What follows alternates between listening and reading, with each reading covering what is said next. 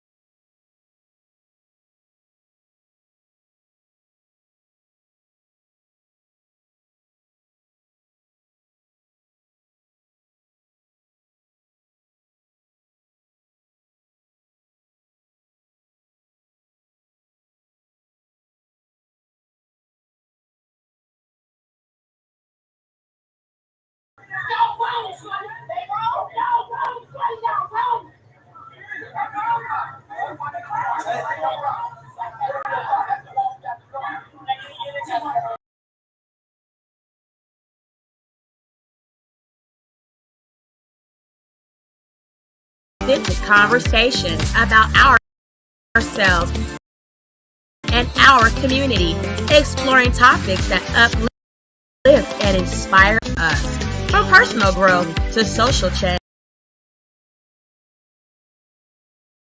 So grab your teacup and get ready to join the conversation.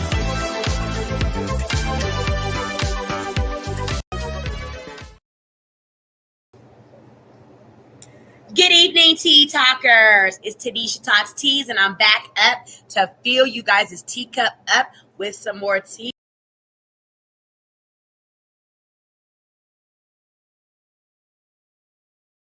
Let's get into day 9 of Diddy. Okay. Diddy, day 9. What's going on? Let's see. Let me go ahead and start my screen sharing. How is everybody on this Thursday? I see a lot of graduating children. Congratulations to all of the graduating children. Have a blessed and happy summer. Parents, don't lose your mind. There is plenty of tea to sip this summer. So I'm going to be here a lot of the time. I'm sipping tea, filling y'all's teacups out. Let's get into Diddy Day 9.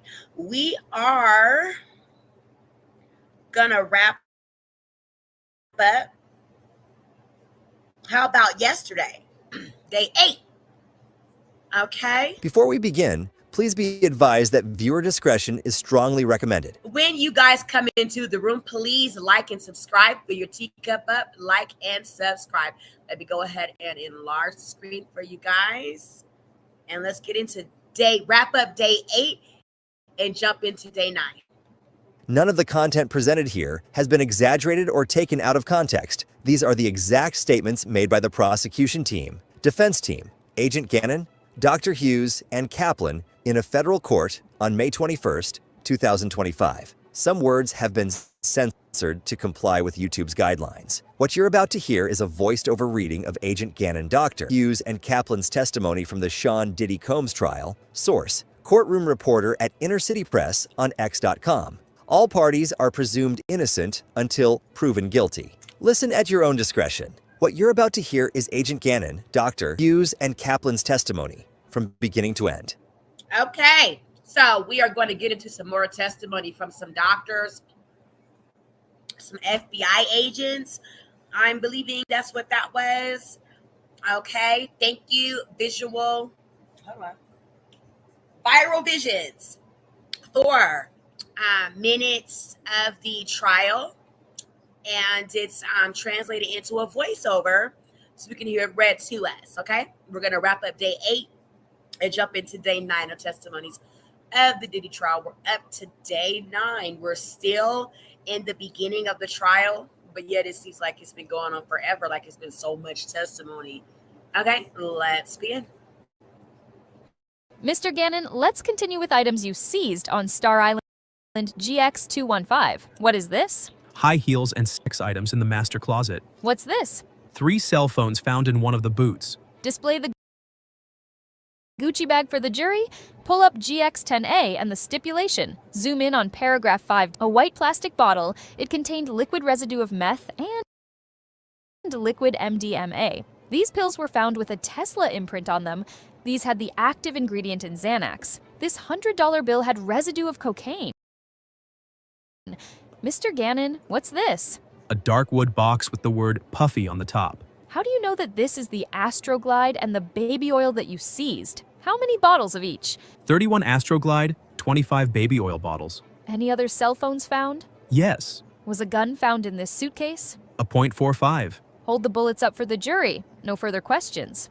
The day of the search, you knew that Mr. Combs was leaving the country with his twin daughters? At this moment, the prosecution asked for a sidebar. Then they continued. In planning the search, you knew that none of the targets of the investigation would be there? At this moment, the prosecution objected but was overruled.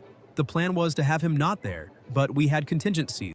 What type of vehicles did you use? Armored vehicle. And a boat, come in by land and by sea? It's common practice. 80 or 90 agents? Not all at the same time. You found 6 people and kept them in handcuffs for an hour. No, ma'am. There was one individual who wasn't happy with us and wasn't cooperating, so we kept him in handcuffs longer. Because he wasn't happy with cuffs? There was a music studio in the guest house, right? DX305. Do you recognize this? Yes, ma'am. It's the studio. Move to admit, the gun was wrapped in a towel. It didn't look like how you displayed to the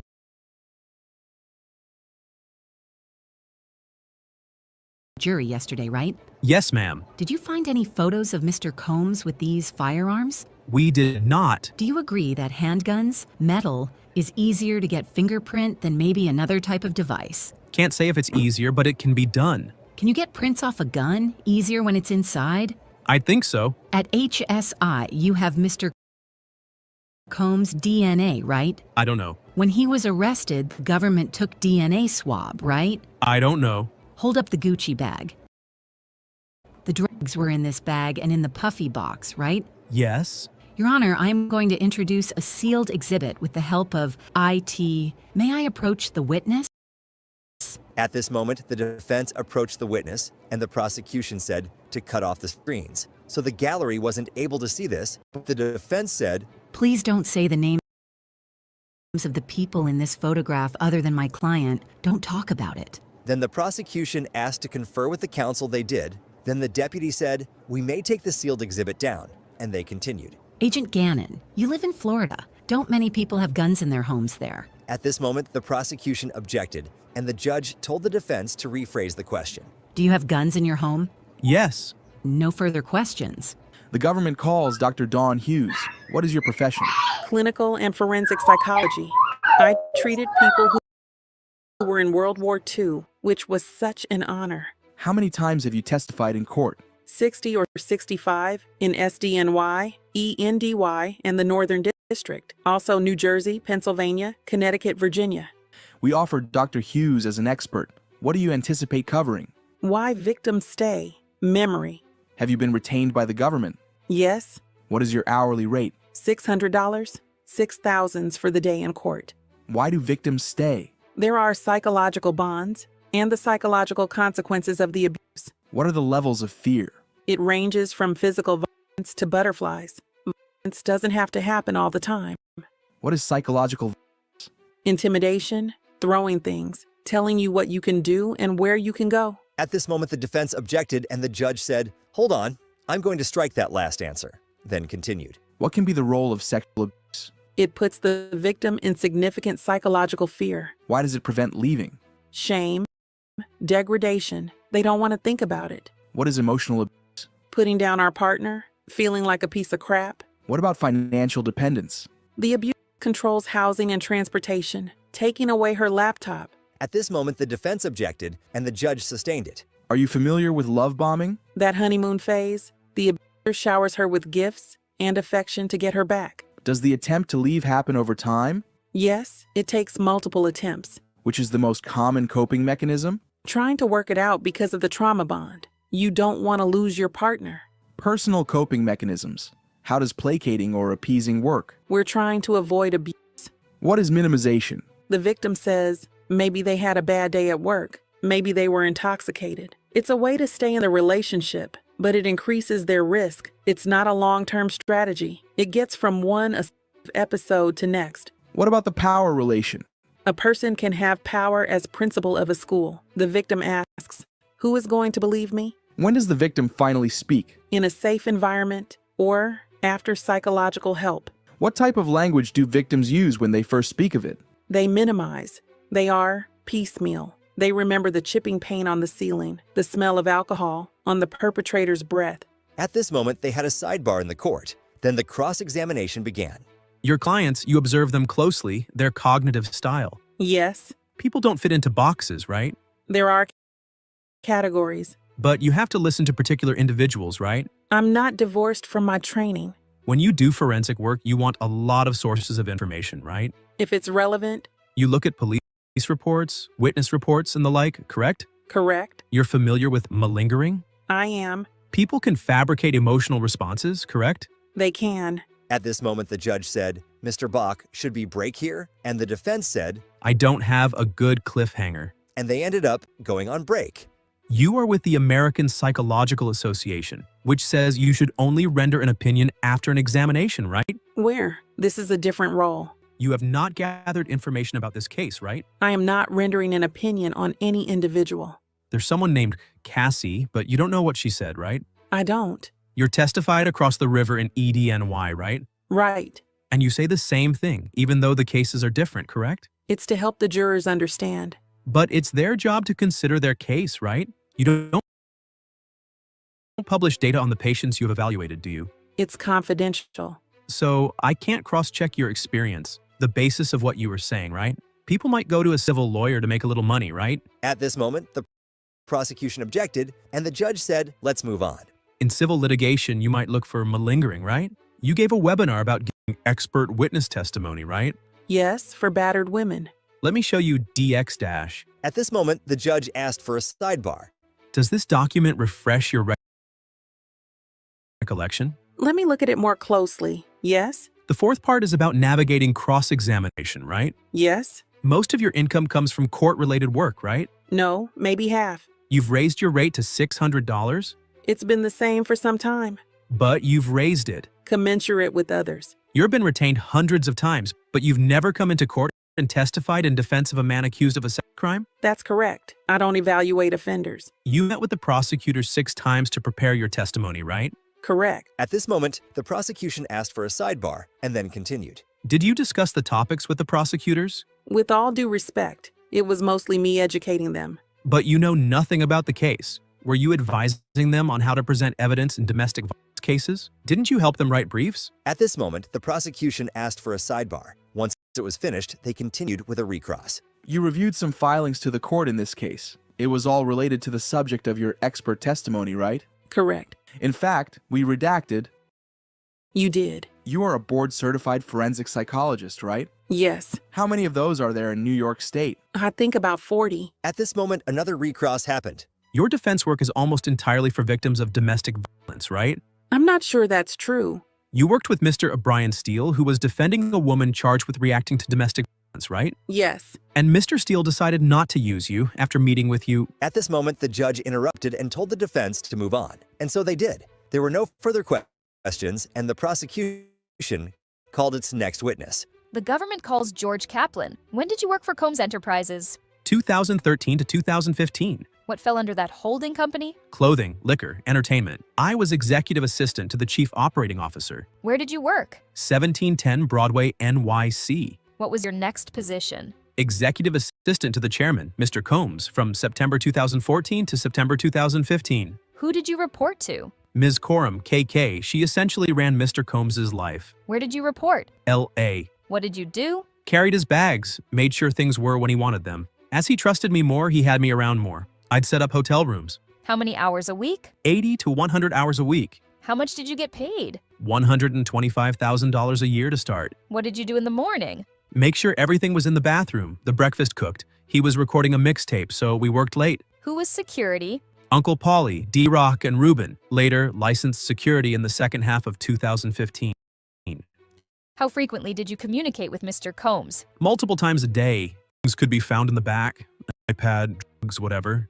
Did he threaten you? He threatened my job. How often? Maybe monthly. He'd say he was only to be surrounded by the best people and that he wasn't. For example, he went me for a 1-liter water and I bought back 2 half-liters. He said no How did you travel? on his jet, or going in advance to make sure it's all set up. How did you set up hotel rooms?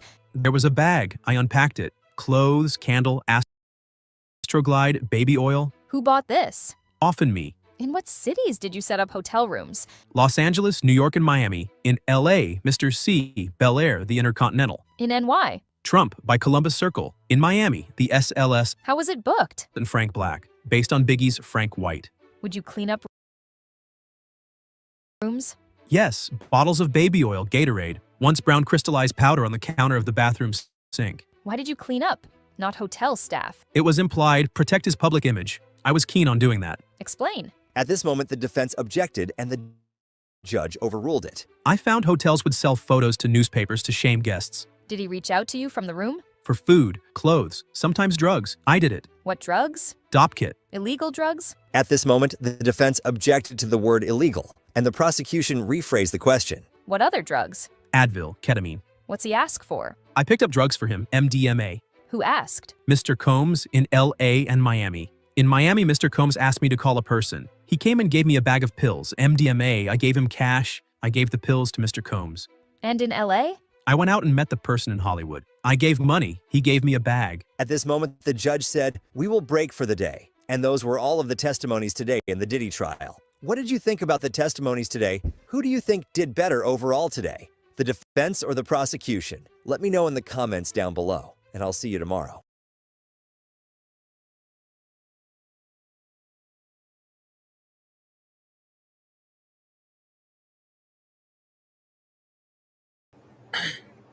All right, sippers, thank you for joining. Please, when you enter, like and subscribe as you get your teacup filled up. Okay, so that was the explosive voiceover reading of the agent that raided Diddy's homes and also the psychiatrist.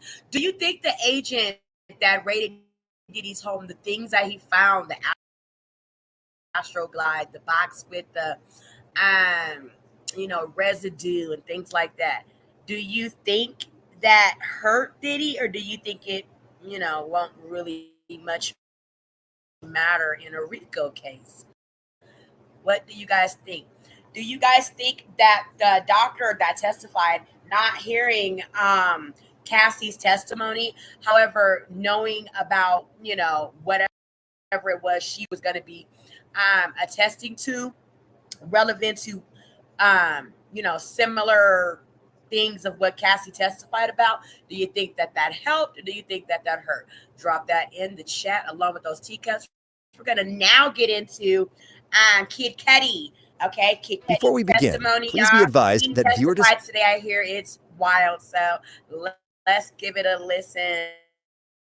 Thank you for joining this evening. We are reviewing the Diddy trial, wrapping up day 8 and coming into today, which is day 9, y'all, okay? Today's Thursday, so we always review the United States versus Diddy TMZ show that is airing all throughout the entire Diddy trial. So as long as I can catch that with you guys, then I'll do it today. If not, then we'll do it another day, okay? So let's see. Let's get this pulled up. So this is Kid Cudi, y'all, okay? It's got to go through all of its censorship guidelines. So, let's review this and sip this tea. discretion is strongly recommended. None of the content presented here has been exaggerated or taken out of context. These are the exact statements made by the prosecution team, defense team, Scott Muscati, Mila Morales, Frederick Zemmour, Josh Croft, in a federal court on May 22, 2025. Some words have been censored to comply with YouTube's guidelines. What you're about to hear is a voiced-over reading of Scott Muscati, Mila Morales, Frederick Zemmour, Josh Croft's testimony from the Sean Diddy Combs trial. Source: courtroom reporter at Inner City Press on X.com. All parties are presumed innocent until proven guilty. Listen at your own discretion. What you're about to hear is Scott Muscuddy, Mila Morales, Frederick Zemmer, Josh Croft's testimony from beginning to end. When did you carry cash for Mr. Combs? $50,000 on his private jet. Did you pick up cash for Mr. Combs? $10,000 at Western Union from Combs Enterprises. What long-term relationships of Mr. Combs were you aware of? Cassie, Kim, Gina, Who was Kim? mother of his children, Cassie? girlfriend, Gina? another girlfriend. The jet flight to Las Vegas? What was the layout of the jet? 4 chairs, a partition. I had a partial view over my right shoulder. When you witnessed violence by Mr. Combs on Ms. Ventura, why didn't you intervene? My career. After the last glass breaking, what did Mr. Combs do? He came forward. Cassie stayed in the back. He asked me to get creams to conceal the bruising on her face. How did you pay for it? Corporate credit card. Why did you leave Combs Enterprises? I didn't think I should be covering things up, like buying the witch hazel. Also, my father had prostate cancer. Any of violence? He threw things at Gina in the entryway of the main home on Star Island. What was he throwing? Green apples. How hard? Very hard. Later, I took the medicine bag into their room. Mr. Combs wanted me to leave quickly. Then what? I heard Gina at the gate and male voices. Who? Security. When you left, what did you do? I collected myself, then went to work for an integrated marketing firm. Why did you go to work for Combs Enterprises? He was an incredible entrepreneur. I have learned from him. What did Brian do as COO?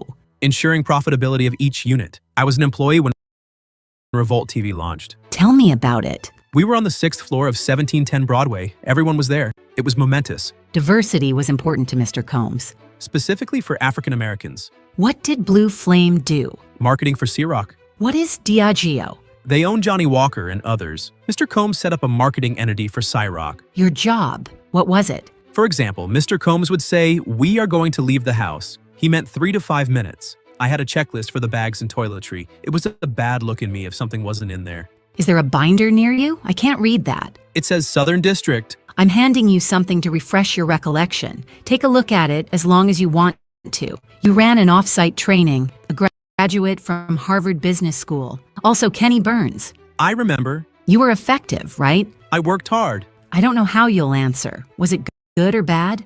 Complicated. He didn't need to yell at you when you brought 2 waters. I worked hard. Okay, who was Biggie? A huge rapper who unfortunately passed away. Wasn't Biggie's birthday a holiday at Combs Enterprises? Yes, Was it a creative environment? absolutely. It attracted all kinds of creative people. Lawyers, musicians, advertising people. You used a corporate credit card? Yes. How did Mr. Combs pay? KK held his wallet with a black American Express in it. You have no reason to think he kept track of how baby oil was paid for? No reason. Or applesauce? He loves applesauce. On cheeseburgers? On everything. Let's talk about the plane. You heard glass breaking? You didn't see it? I didn't see it. The incident with Gina. You walk into the house, there's a thin table. I don't know. You don't remember how a person could get out of the gate at 2-Star Island? No, I just heard screaming and commotion. Screams of terror or of how can I open this gate? I don't know how to distinguish between the two. He threatened your jobs, but did he physically threaten you? No, You talked about Kim Porter, how she was different. his respect for her. They had incredible kids. Thank you. When you set up hotel room for Mr. Combs and Ms. Porter, there was no baby oil, right? Lotions. You expressed caution about hotels, why you cleaned the room afterward. Hotel staff could sell photos. Everyone wants a payday. You sent him a photo of him and Kim Porter? After she died, I was heartbroken for him. You were close? I invited him to my wedding. I didn't hear back. At this moment, the defense objected, and everyone in the courtroom was surprised. Then they continued. You respected him. Yes. What's this photo of? Me, KK, and Mr. Combs at Teterboro Airport. He just got the jet. That's why there's champagne. You're happy there, right? No. Refresh it. It's that I was glad I had found the mascara in the back seat. They found you and subpoenaed you? I had to retain counsel right away. At this moment, the redirect began. Which incidents shook you? The plane with Cassie and the apples with Gina. I felt guilty. I didn't do anything after the incident with Cassie on the plane. But you didn't see any injuries? People can be injured without injuries being visible. Tonality and tension with the apples he threw at Gina, it was troubling. You told Ms. Coram about both incidents? Yes, and I told her I am unwilling to stand behind the behavior that I was quitting. Did Christina say she would quit? No, How long did she stay after you told her? until recently. At this moment, the government called their next witness. We call Scott Muscuddy. What did you do for work? I'm an actor and musician, known as Kid Cudi. Who is this? Cassie. We dated in 2011. Who else was she involved with? Sean Combs. What did you know about their status? That she and Sean Combs had some problems and they weren't dating anymore. In December 2011, did law enforcement respond to your home? Yes, I had a break-in. Cassie called me at 5:30 or 6 a.m. She said Sean Combs had found out about us. She asked me to pick her up. So I did, yeah. Why? She was worried, What was her demeanor? very stressed and worried. Where did you go? The Sunset Marquee. Why? I thought it was safe, off the radar. Who else did you speak with? Capricorn Clark. She sounded near tears. What did she say? That Sean Combs in the car, near my house. At this moment, the defense objected but was overruled. You called Sean Combs? I did. He said, I'm over here waiting for you. When you arrived, what did the outside look like? Pretty normal. Any security camera? Yes, but I found out they weren't working. But the security cameras had been moved. Did you move them? No. What did you see inside your home? Gifts were open, some stuff I got from Chanel, and my dog was locked up in the bathroom. How did you usually leave your dog? I let him roam. How long had you had your dog? 3 years. What changes were behavior of your dog after the break-in? Jittery, on edge all the time. I got back in and called Sean Combs again. I was looking for him. I wanted to fight him, you know. Did he answer? Yeah, he said, I'm on my way. I thought to myself, At this moment, the defense objected on the grounds of non-responsive and was overruled. And the judge told the prosecution to ask a new question. When you saw Cassie, how did she seem? depressed. Did you see Cassie in Connecticut? Yes, she needed it. Did Mr. Combs call you? Yes, he hit me a few times. Hit? Called me. What did you say? That I didn't want to talk with him. He broke into my house, hurt my dog. Did you and Ms. Ventura break up? Yes. What about your car? My dog's babysitter called me and told me my car was on fire. Where were you? At a relative of my ex-girlfriend. Where did you go? To my house, 8925 Hollywood Hills Road. Let me show you 6 pictures. Do you recognize? My Porsche. That's the damage to my Porsche from the Molotov cocktail. Who took these photos? Chip, a good friend and collaborator. What's depicted here? The hole they cut in the roof of my car to put in the Molotov cocktail. What was your reaction to your car being set on fire? What the fuck? At this moment, the defense objected but was overruled. Was the damage on your car present before the call from the dog sitter? No. Did you think it was accidental or intentional? Intentional. Where did you last see Ms. Ventura? At the Soho house. I'd reached out to Sean Combs and said, let's talk. This is getting out of hand. At this moment, the defense asked for a sidebar. The judge said, "Do you have an objection?" The defense said yes, and the judge said, "Sustained. Disregard and move on." Who set up the meeting at Soho House? D-Rock and my manager. What was Mr. Combs doing? Standing there like a Marvel supervillain. He said, we were homies. You know that is my girl. What did you say? I thought you had broken up. Then Sean Combs offered me water twice. It was weird, Sean Combs being so calm. What did Cassie say? That we have fallen in love, things happened. What did you say to Mr. Combs? What about my car? He said, I don't know what you're talking about. I walked away. Did you see Sean Combs later? A few years later, also at Soho House, he said, I'm just sorry for all that bullshit. I was surprised, so I found peace with it. No further questions at this time. I want to ask you some questions about your Porsche in 2022. 2012. I apologize. You get a call about damage to your vehicle. Any surveillance photos? No, my dog's babysitter did send me pictures of the damage. The DNA taken. Are you aware it came being a female? At this moment, the prosecution objected on the grounds of no foundation, and it was sustained. Do you know there were DNA results? At this moment, the judge allowed the question. No. Ms. Ventura told you it was over? We just stopped talking. You told this honorable court and this jury that she played you? Yes. She played you and you had no clue? No clue. In 2011, you went on a tour? Yes. 65 locations? Yeah. At that time, Sean Combs as an icon, fair to say? Yes. You and Ms. Ventura had sexual relationship. At this moment, the prosecution objected. Then they had a sidebar, but then continued. Mr. Steele, can I? At this moment, the judge said, no, you can do that on redirect. Do you want to tell me something? Sean Combs asked about me doing a song with Ms. Ventura in 2010. Thank you. You believe they left your front door unlocked? Yes? No forced entry? No. Just presence open, door in the bathroom. I'm not belittling, just asking. You called Sean Combs? Yeah. He was calm? Yes. You went to see him? You didn't think he had a gun? I couldn't call it. You are a strong person. That's how you categorize yourself? Yeah, this crossed the line. Ms. Ventura told you she was abused, Yes, but she never said she was sexually abused. True? she did not. You loved her? Tell me if I'm wrong. I did. You got played by the same person who played Mr. Combs, Cassie Ventura, in the 13 years since. Have you ever been notified in California that there has been any more action on this car fire? No, Did Ms. Ventura have multiple phones? I don't remember. 35-12. If I said it. Do you know what a burner phone is? Untraceable. The trespass. You call it a break-in. Ms. Ventura told you she'd given your home address to Mr. Combs. Yes, in the morning. No more questions. Thanks. No problem. What did Ms. Ventura confide in you about abuse? That he would hit her, sometimes kick her. The day of the break-in, was she carefree? No. What did Capricorn Clark tell you?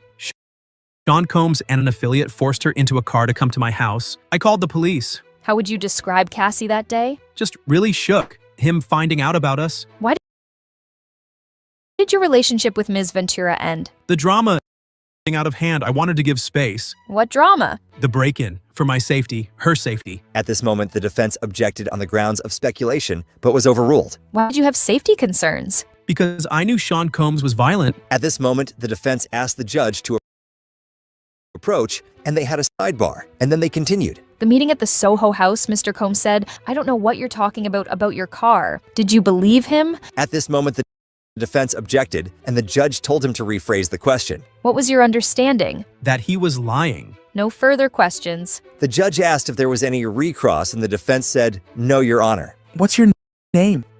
Myla Morales. I'm a celebrity makeup artist. Do you recognize anyone you've worked for? Sean Combs, in the gray sweater and white collar.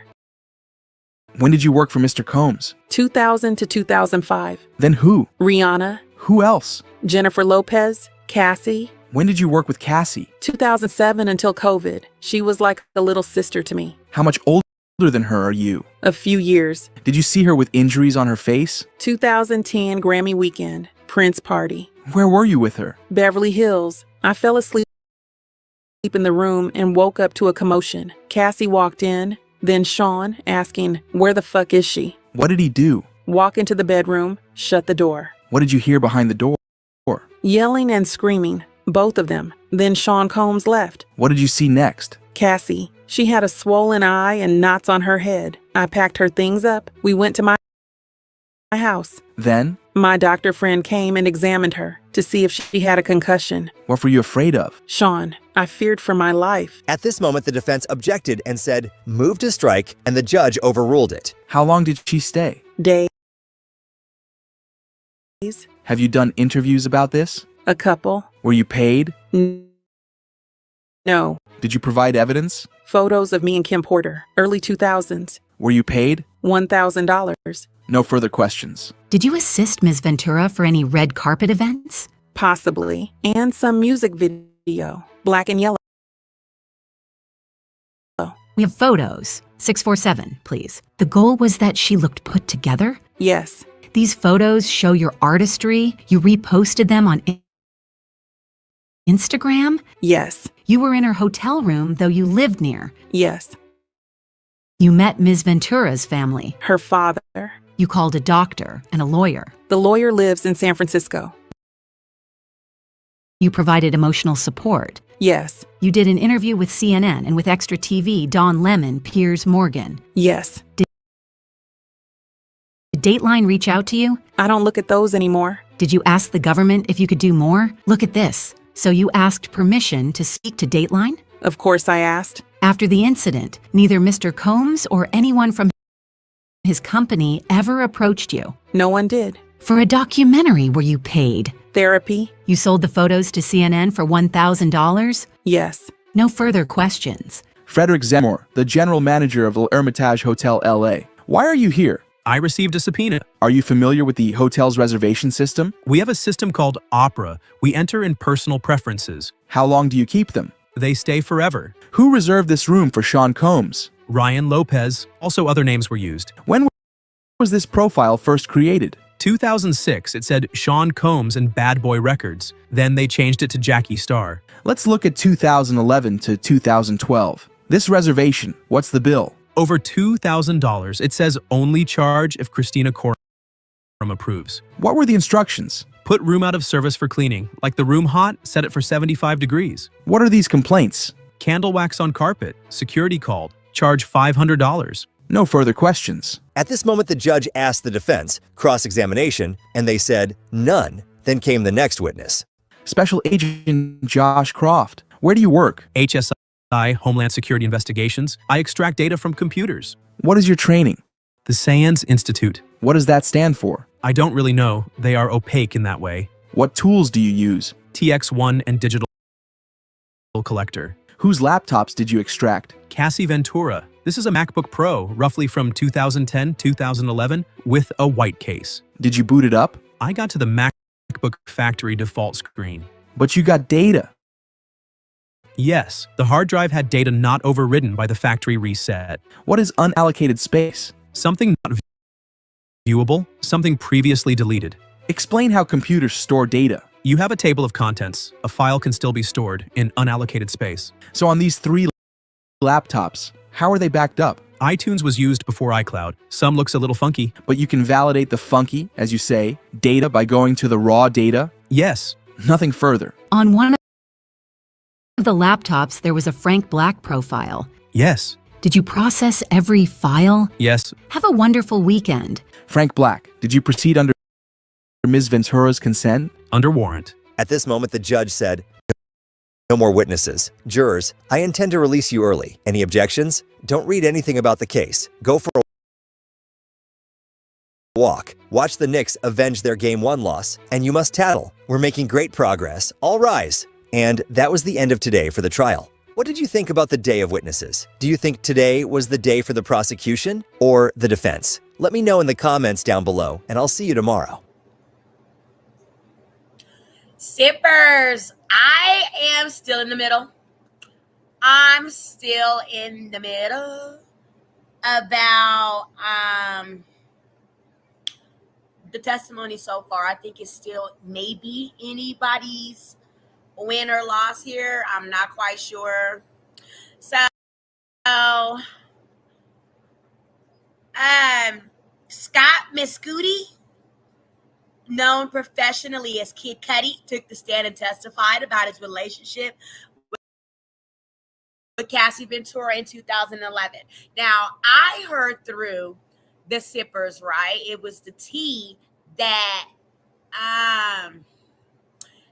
there was a threesome that was going on between Diddy, Cassie, and Kid Cudi, and that's how they all became intertwined with each other.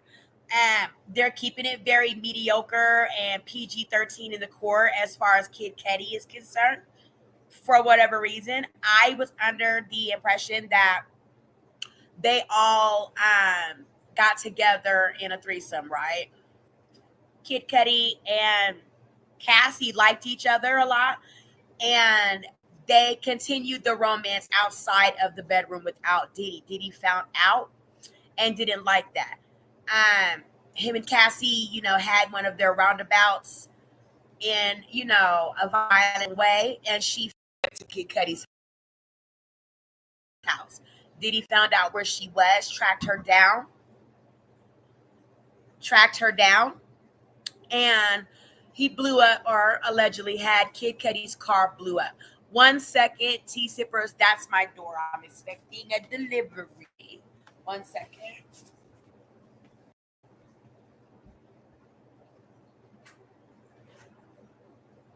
Thank you.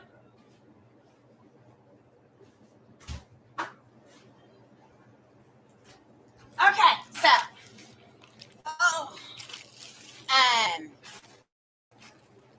That's what I had heard. That's what the tea was going around. So he said that Cassie told him she and Sean Combs were no longer together and that there had been problems between them. Kid Cudi described Cassie as very stressed, scared, after Combs allegedly found out about their relationship. And like I said, I heard it was because they continue freaking off without Diddy. Okay? So,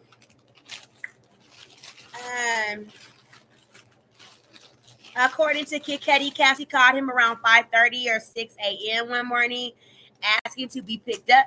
He drove her to the Sunset Marquise Hotel, believing it would be safe, low-profile location. Shortly after, Capricorn Clark, who Cassie spoke about in her earlier testimony, someone close to Cassie called him, sounding near tears. Cudi testified that he said Sean Combs and another person had forced her into a car and were headed to his house. In response, he called the police. So Cudi called the police. Finally, someone called the police, right? When Cudi returned home later that day, he discovered his house had been broken into. He said there were open gifts, items missing, and Bob, and that his dog, normally allowed to roam, had been locked in the bathroom. He also noticed that the home security camera had been physically moved and weren't recording at the time. Cudi testified that his dog's behavior changed after the incident, becoming jittery and anxious. So they probably scared his dog and threw him in the bathroom. Frustrated and angry, Cudi said that he called Combs directly and was told he's on his way. Cudi interpreted that tone as a provocation and admitted he was prepared to confront Diddy. He then described a separate incident where his Porsche was set on fire.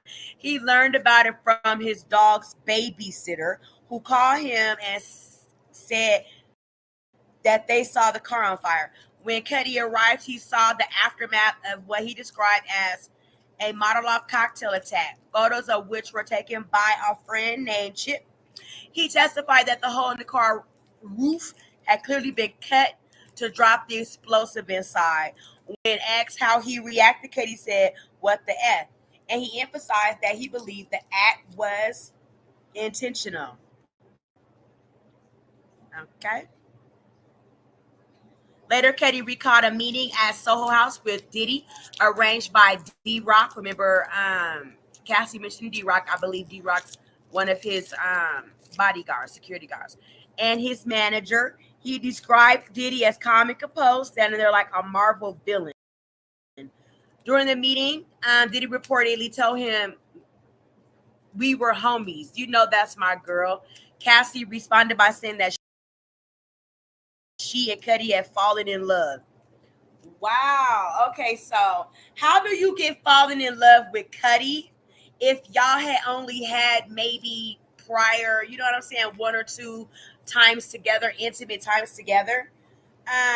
Or like maybe 2, 3 few intimate. You had fallen in love with Kid Cudi from those seldom few private moments together, however you and Kid Cudi were together, allegedly without Diddy. I don't think it was because of that. I think it was because all of them were freaking in some type of a freak off together, all three of them. And that's when her and Kid Cudi believed that, well, she says they believed that they were falling in love. Okay. So anyway,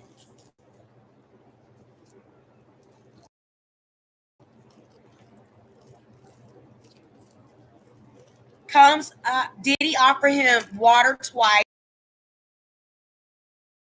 which Cudi found unsettling. Right, Diddy could have been trying to poison Cudi. If he may have drank that water, Cudi might not even have been here to testify today about whatever had happened to his car. All right. When Cudi brought up the incident with his car, Combs allegedly said, "I don't know what you talk about," and walked away. Cudi said he believed Combs was lying.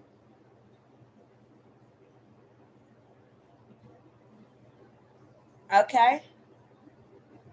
So, yeah, I don't see anything damning except the car bombing that Diddy denied, and that they never showed any proof of Diddy actually doing. Okay, so I don't know, people, if Kid Cudi was a damning side to Diddy, or did he just say what we all knew, that Cudi them alleged that Diddy blew up his car. Okay, so now we're gonna jump into some day 9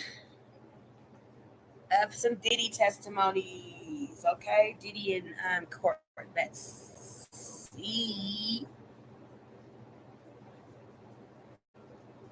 Oh my goodness.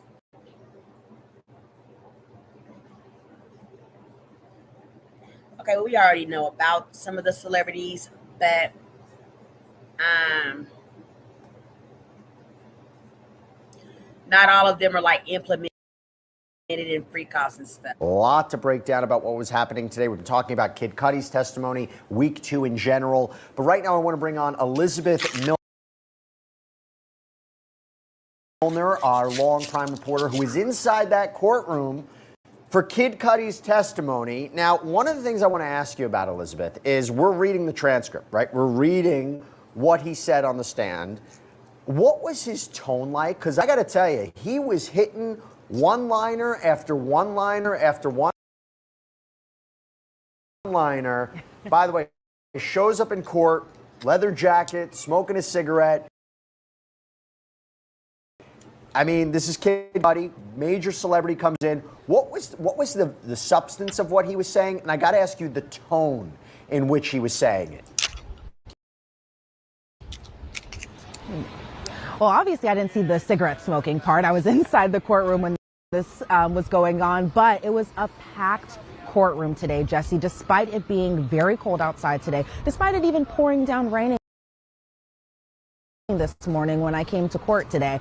A lot of people were inside that courtroom because a lot of people wanted to know, what did Scott Mescudi, aka Kid Cudi, really have to say. So when he walks inside the courtroom, to your point, Jesse, he was very, very casual. He had on a leather jacket. It was a little bedazzled. He had on a white t-shirt. He had on jeans, something that you kind of really don't see necessarily, especially in federal court. I mean, all the other witnesses have been in suits, even some of the escort witnesses, but for Kid Cudi, he just came in very casual. He just walked right to the witness stand, didn't pay Diddy any type of attention from what I could see of him, but he got onto the witness stand and swore that oath like he normally, like all the other witnesses do. And then that's when we got into the testimony. And let me just say, Jesse, there was so much testimony. I was just writing things down and down and down again because there was really so much. And we knew about kind of the Molotov cocktail incident, especially because it was laid out in Cassie's federal lawsuit, right? But just hearing Kid Cudi explain it from his own words were just a whole nother level, I could say. People were laughing, right? People were laughing when he was testifying because he made that one comment that he sees Sean Combs. He had a meeting with him and said he looked like a Marvel supervillain. Were people laughing? No. Yes, people were laughing.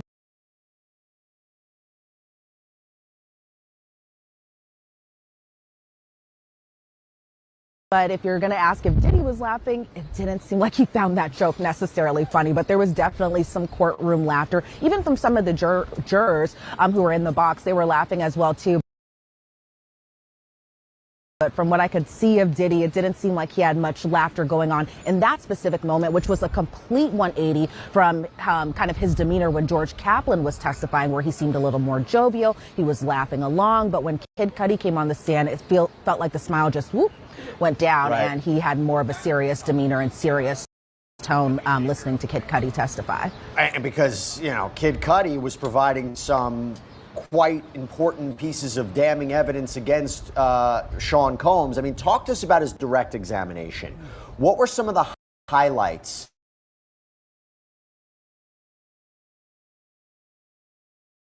they're calling him not only to corroborate, I think, the account of Cassie, but to establish some of the elements of racketeering, right? The underlying crimes of maybe kidnapping, arson. Talk to us about some of the big moments from his direct examination, and then we'll talk about what the cross-examination was like.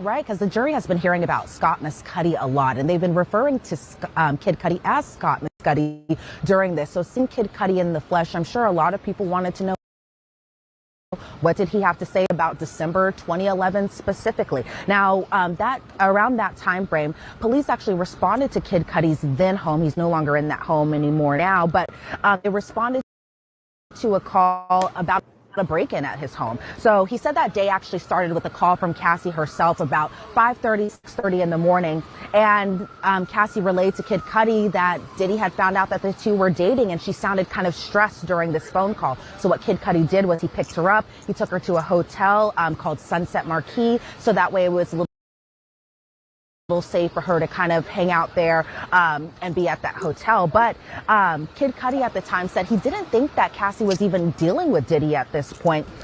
Diddy had asked actually for Kid Cudi's address around this time, and one of the big moments was that Cassie was the one who actually gave Diddy Kid Cudi's address. And so Kid Cudi said he didn't know what Diddy was going to do. And that's another point. Why do you guys think she gave Diddy Kid Cudi's address? He probably, you know what I'm saying, got it out of her, like, made her give it up. Okay, intimidated her, scared her, possibly beat her. Okay, to give him Kid Cudi's address. Because why else would she give him his address? Then when he was at the hotel, he actually got a call, or he had spoken to Capricorn Clark, somebody that was Cassie's friend, but also somebody that had worked for Diddy. And so when Kid Cudi was speaking to Capricorn Clark, Capricorn sounded scared on this phone call, pretty much on the verge of tears, because it was Diddy, one of his affiliates, an unnamed person, and Capricorn Clark were at Kid Cudi's home. Kid Cudi was kind of describing that essentially Capricorn Clark was essentially taken by physical force to go with them to Kid Cudi's home while Kid Cudi wasn't even there.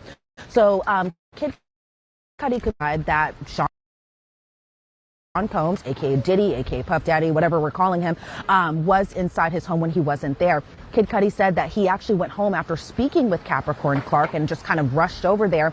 Then we see an exhibit photo of the entrance of Kid Cudi's old home.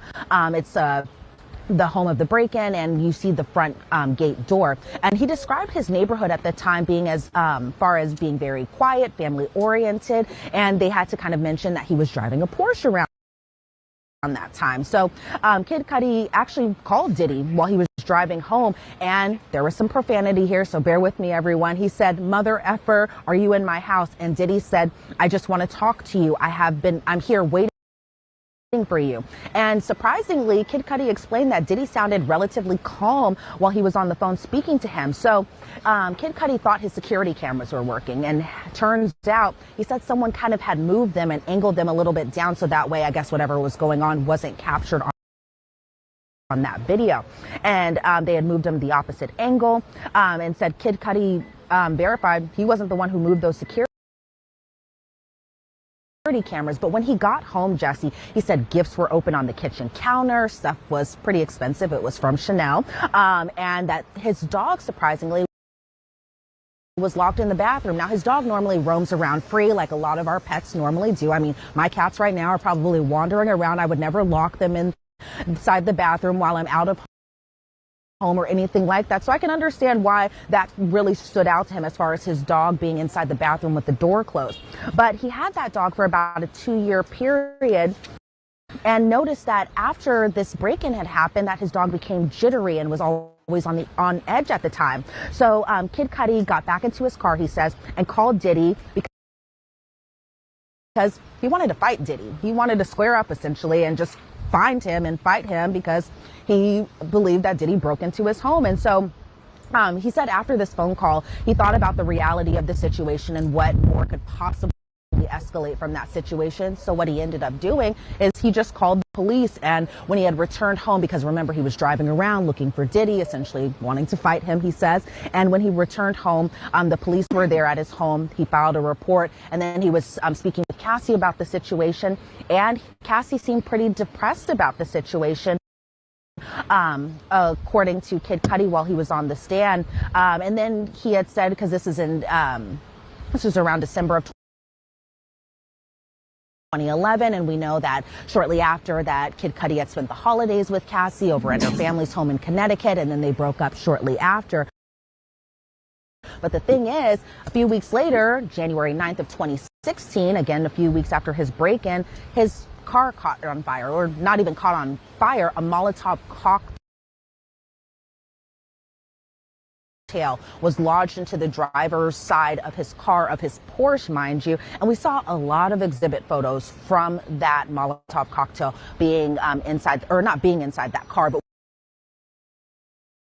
we saw the aftermath of the Molotov cocktail in the car. So we saw an exhibit photo of the damaged car. You could see a cut at the top of the roof from the Molotov cocktail. The roof was blown out.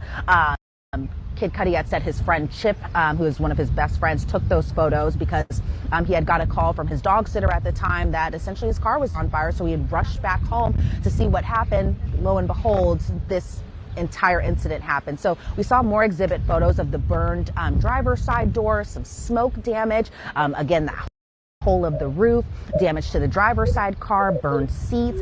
He said when he arrived home, he did see the damage to his car, and he saw the Molotov cocktail. He saw that burnt bottle on the ground right next to the outside of his car.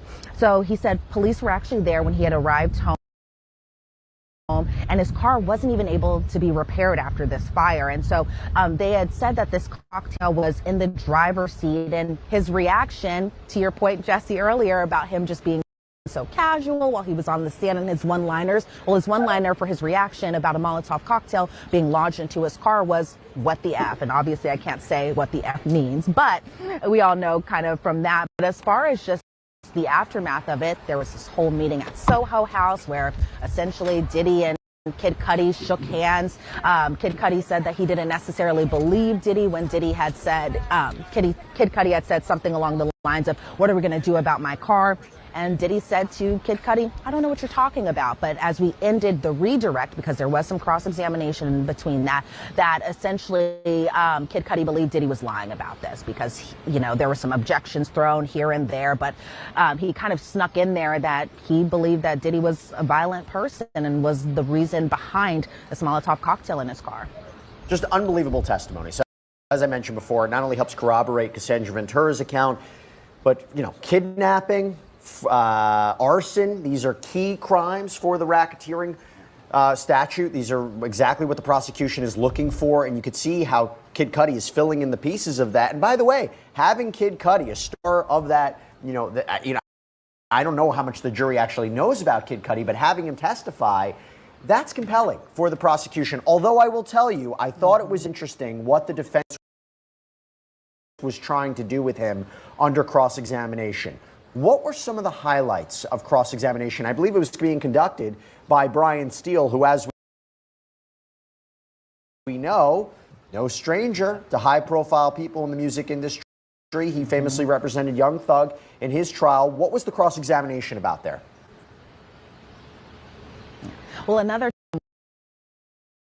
we could actually see Brian Steele in action, because so far we've only seen him cross-examine one other witness, and that being Officer Israel Flores, one of the first witnesses called in this trial. But we really got to see Brian Steele once again in action, and he has just such a different tone from some of the other defense attorneys. He's not very flashy or very showy, and I don't mean that in a bad way or anything like that. He's really just straight to the point. It doesn't seem like when he's cross-examining a witness, it's because he wants a reaction the audience, and the audience being the gallery or any of the jurors. He really just kind of wants to get straight to the point with the cross-examination. And so what he was getting to under cross was that there were fingerprints taken. There was DNA collected. However, this DNA came back to a female, according to the defense. However, there was an objection. That objection was sustained, so that part will be kind of struck. And then he was kind of essentially gearing this a little bit more towards Cassie. Brian Steele had said something along the lines of, Cassie played you, and Kid Cudi responded, yes. Brian Steele was asking Kid Cudi about his music career and how popular he was, especially around that time frame. And, around that time frame, I was still in high school. But Kid Cudi was so huge around that time frame. So I think what the defense was trying to do was possibly allude that maybe it was a deranged fan who had did this, and it wasn't necessarily Brian Steele's client at the time, or client now, that being Diddy. But then Brian Steele was kind of trying to be like, oh, you did drugs with Cassie. And Kid Cudi was like, well, we smoked some weed. And I think the defense was trying to also get in Cassie's sexual history as well, too, whether or not Kid Cudi and Cassie were intimate. However, they kept on having sidebars during this moment. And as we all know, with the sidebars, there's a lot of static noise, so we don't know what they're talking about. They kind of huddle off into a corner. They kind of go through, I guess, the arguments. The jury still inside that courtroom, but us in the gallery and the jurors even too, we hear this just loud static noise. So I'm not sure kind of what the bottom, or what they got to as far as the bottom of just this sidebar, but Brian Steele was just essentially kind of trying to paint it as that Cassie essentially played Kid Cudi. And so when Brian Steele was cross-examining Kid Cudi just about whether or not Cassie had told Kid Cudi about sexual abuse, and Kid Cudi responded she never did. Kid Cudi surprisingly said that he was in love with Cassie. Right. He also said that he never saw Diddy hit her, and Diddy never interrupted Cassie and Kid Cudi when they were together. And so far from what I could see, even of the jurors, kind of while Brian Steele was cross-examining Kid Cudi, the jury seemed very engaged with this testimony. I mean, they're always engaged, but you could really tell that they were super engaged about this, probably especially after seeing those exhibit photos. Then we kind of get into the Soho House meeting, and that was the meeting where Kid Cudi, Cassie, and Diddy himself all got together. They all kind of just hashed everything out, and that was surprisingly the last time Kid Cudi had seen Cassie. And so Brian Steele was asking Kid Cudi, she was living two different lives, and Kid Cudi responded yes. And so then they kind of ended the cross-examination as far as Cassie was the one who gave Mr. Combs your address, and Kid Cudi responded yes. So those were some of the biggest highlights of the cross-examination. Obviously, I took a whole bunch of notes so I could really get into the weeds of it, but I know for time and everything like that, I can't say everything right now. well, you do provide such incredible detail, and we appreciate it because there are no cameras in there, but I know you have to head back into court. Look, it seemed to me that they were really trying to assassinate Cassandra Ventura's character, questioning her motives, questioning if she's manipulative of both Kid Cudi and Sean Combs, the burner phones, things of that nature. So a lot more to discuss. Elizabeth Milner, thank you so much. I know you have to head into court. Great reporting as always. Thanks, Jesse. Now we're going to continue the conversation in a minute, but before we hit a quick break, I got to tell you, when you